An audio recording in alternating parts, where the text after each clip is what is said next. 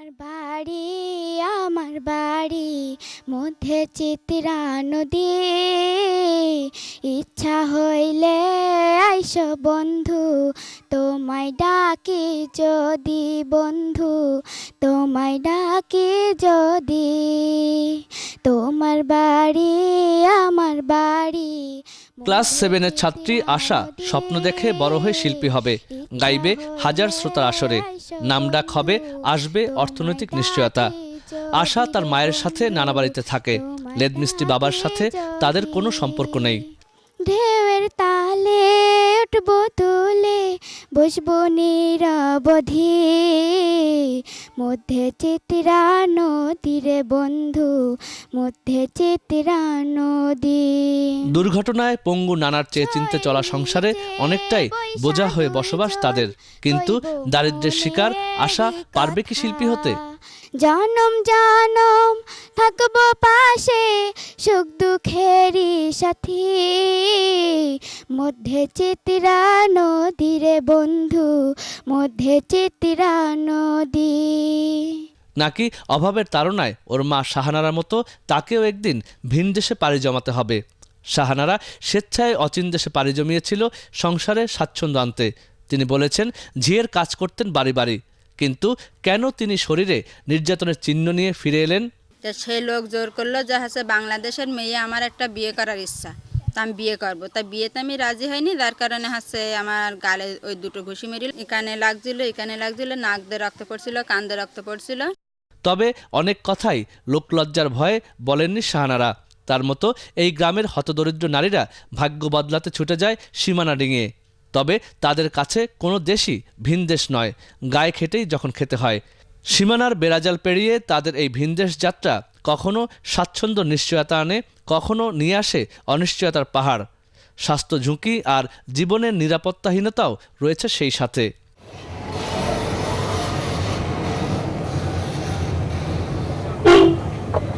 যশোর জেলার সীমান্তবর্তী উপজেলা সারসার বাগ আঁচড়া ইউনিয়নে পাকা সড়ক ধরেই যাওয়া যায়।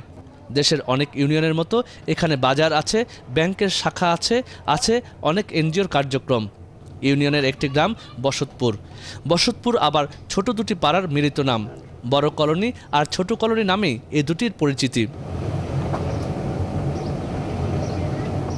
47-এর দেশভাগের পর বিভিন্ন এলাকা থেকে আসা উদ্বাস্তু মানুষের পুনর্বাসন হয়েছিল এই দুটিতে, আর তাই নামের সাথে কলোনি শব্দ যুক্ত হয়েছে। জমি জিরেত কম, তাই বেশিরভাগ মানুষেরই ভিটেমাটির সম্বল। সংসারে অভাব সামলাতে 80-র দশকে মেয়েরা বিদেশে পাড়ি জমাতে শুরু করে।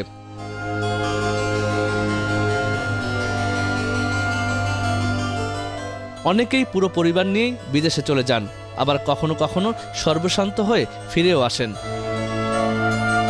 ছোট কলোনির মেয়েরা জানে বড় হলেই তাদের বিদেশে যেতে হবে। অনেকে স্বপ্নও দেখে সিনেমার মতো এক সাবলীল জীবনের, অনেকে কাজের জন্য যাওয়া আসার উপরেই থাকে। মরিয়ম তাদেরই একজন। মাত্র কিছুদিন আগে তার বিয়ে হয়েছে খালাতো ভাইয়ের সাথে। তার স্বামী আবুল কালাম জানায় সে এখন যাওয়ার অপেক্ষায় রয়েছে। মরিয়ম গেছে মাসখানিক, ঠিক আছে, মাসখানিক গেছে, মানে যা কাজ করতেছে বাসায় কাজ করার পরে মানে আমি যাবো, ওই যে তিল টিল গোছায় তো যাইতে পারি। তবে বিদেশে গিয়ে যারা কাজ করেন তাদের বড় একটি অংশই শেষ পর্যন্ত পরিণত হন যৌনকর্মীতে। স্থানীয় লোকজন জানান অনেকে পরিস্থিতির শিকার হয়ে, অনেকে আবার বেশি আয়ের দরকারে এ কাজে সম্পৃক্ত হন। তারা আরও জানান এমনকি এই গ্রামে সালিশির প্রায় অর্ধেক বিদেশে ঘটা নানা ঘটনা নিয়ে।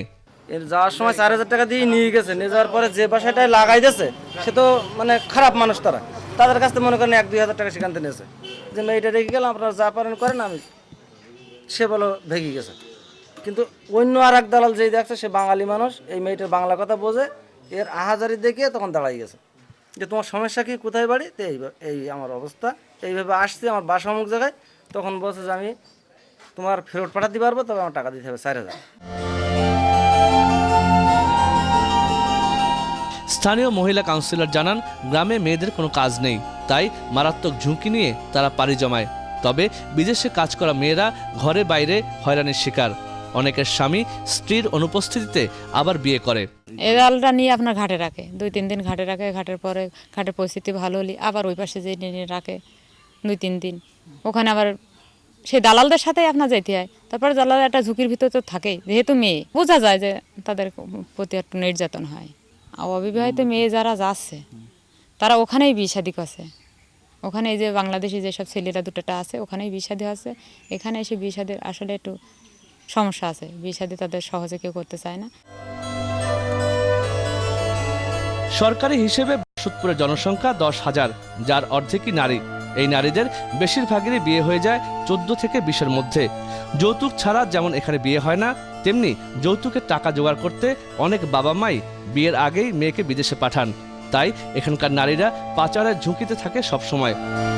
যারা একবার গিয়ে আবার ফিরে এসেছেন কিংবা থাকেন তারা জানান, গ্রামে কিছু একটা করে যদি চলা যেত, সংসারে ভাতের অভাব দূর করা যেত, তাহলে আর ও পথ হাঁটতেন না। বাড়ি যদি আমার কোনো একটা আয়ের পথ আসে তাহলে তো আমার যাওয়ার কোনো যুক্তি হয় না বিদেশে। সেলাই কাজ আছে, এগুলো যদি পারি তাইলে আমার সংসারে কোনো অভাব অনাযোগ থাকবে না। আমি কিছু টাকা পয়সা দিলে খেতা আঁকি সেলাই পর কাজ শিখতেই পারি। যদি আপনারা একটা কাজটা আমাদের দিতেন তাহলে আমরা সেই কাজটা করতাম বাড়ি বসে। মেয়েরা ঘরের ভিতর থেকে যে একটা ভালো কাজ করতে পারে, 2টা পয়সা উন্নতি করতে পারে।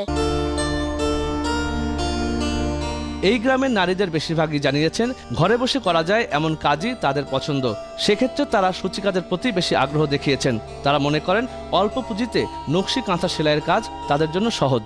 মগ্ন রইব ভিসারে এমনি আপনা জীবন, প্রেমের টানে ঘর ছাড়িব, প্রেমের আশার শিল্পী হবার আশা হয়তো পূরণ হবে না।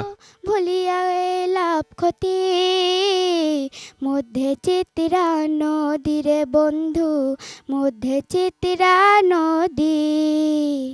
কিন্তু পরিবারের অভাব ঘোচাতে তাকে বিদেশে পাড়ি জমাবার হাত থেকে রক্ষা করা সম্ভব।